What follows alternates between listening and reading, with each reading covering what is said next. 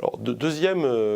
mission dans le cadre de ce travail sur les comptes et sur l'information financière, c'est la participation donc de la gouvernance et des instances, principalement là le Conseil, à la procédure budgétaire et au contrôle des résultats. Alors, on va voir un petit peu comment ils interviennent dans le processus d'élaboration des budgets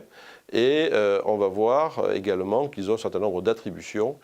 en matière de suivi des résultats. Et également, il va y avoir à cette occasion, cette réflexion sur les résultats et de voir un petit peu comment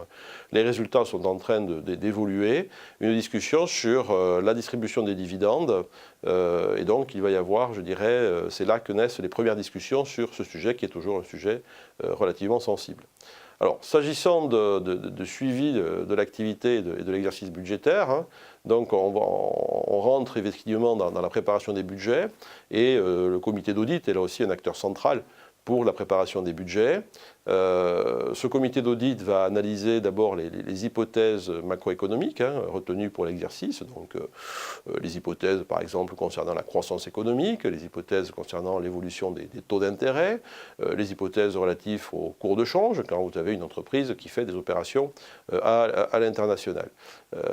Ces hypothèses sont également présentées au conseil d'administration quand on lui présente le budget. Ensuite, on va procéder à un certain nombre de prévisions au niveau de l'activité et donc on va regarder et juger de la crédibilité des objectifs que les opérationnels se sont fixés. On regarde donc sur la base de ces simulations à quel résultat on aboutit pour voir si ce résultat est de nature à, je dirais, satisfaire les parties prenantes, les membres du conseil et les actionnaires. Ensuite, donc, une fois que cette procédure budgétaire est actée et que le vote du budget donc, a eu lieu au niveau du Conseil, eh bien, les instances de gouvernance et à nouveau d'abord le comité d'audit puis le Conseil vont devoir assurer un certain nombre de tâches de suivi de ces résultats. Généralement, c'est un suivi qui est au minimum trimestriel, hein, et donc on va regarder tous les trimestres comment évolue l'activité par rapport aux budgets qui sont annoncés.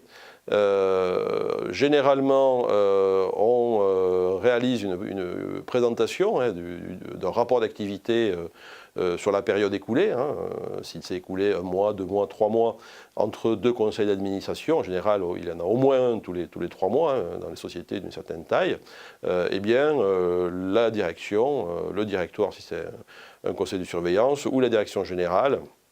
va réaliser un rapport d'activité où il va notamment expliquer les éventuels écarts entre le budget et les objectifs et ce qui a été effectivement réalisé.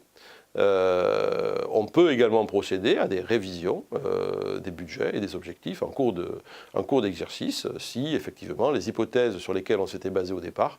ne sont plus du tout d'actualité. Toujours dans ce cadre-là, et au fur et à mesure que l'année avance et que l'on voit se dessiner les résultats, le Conseil va être informé un petit peu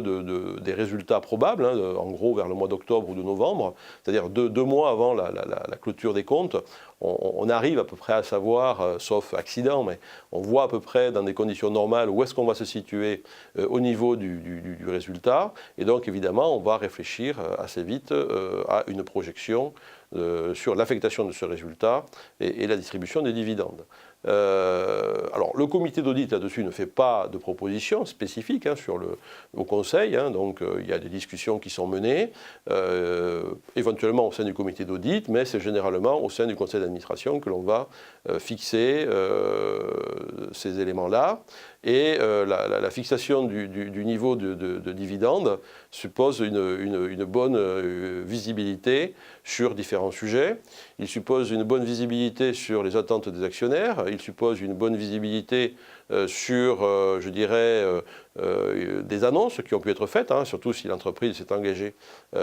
quelques mois ou l'année précédente sur une distribution de dividendes. Il suppose une bonne visibilité sur les relations entre les administrateurs et les dirigeants, parce que souvent la question du dividende est une question qui sert de base, je dirais, entre guillemets, au conflit qu'il peut y avoir entre les deux. Donc il faut avoir une bonne visibilité sur tous ces éléments.